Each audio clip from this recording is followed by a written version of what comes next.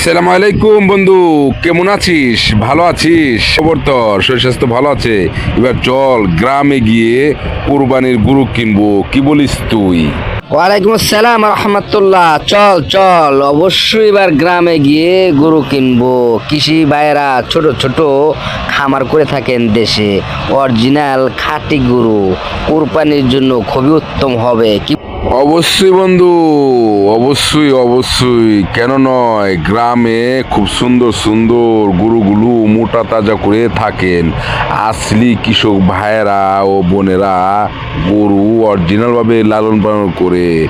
আর ঢাকা শহরে বিভিন্ন ধরনের সুই মুই দিয়ে ঝামেলা করে বিভিন্ন বড় বড় খামারি ভাইয়েরা এই গরুগুলো লালন পালন করেন। কিছু কিছু মানুষ এরকমভাবে ঠকিয়ে দেয়। সুন্দর কথা বলেছিস।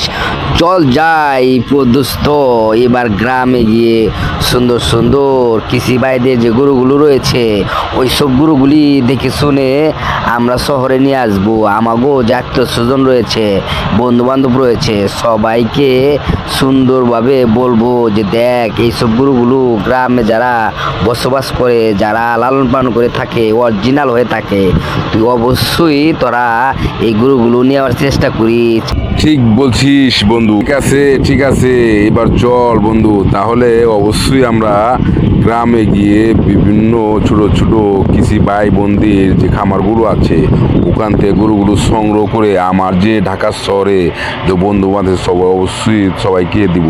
তো গ্রামে একটা ভালো ভাই বেড়াদারা কষ্ট করে দেশি খাবারগুলো খাইয়ে ওটা তাজা করেছে, তারা একটা ভালো ফলাফল পাবে। আর প্রিয় গ্রামবাসী যারা কৃষি ভাই ও বোনেরা, অবশ্যই আমাদের এই বন্ধুত্ব ভালোবাসা এবং সুন্দর একটা উপদেশ আপনাদের সম্মুখে নিয়ে আসলাম। যদি ভালো লাগে অবশ্যই আমার এই পেজটাকে আপনারা লাইক শেয়ার ফলো কমেন্ট করে সঙ্গে থাকবেন। ধন্যবাদ।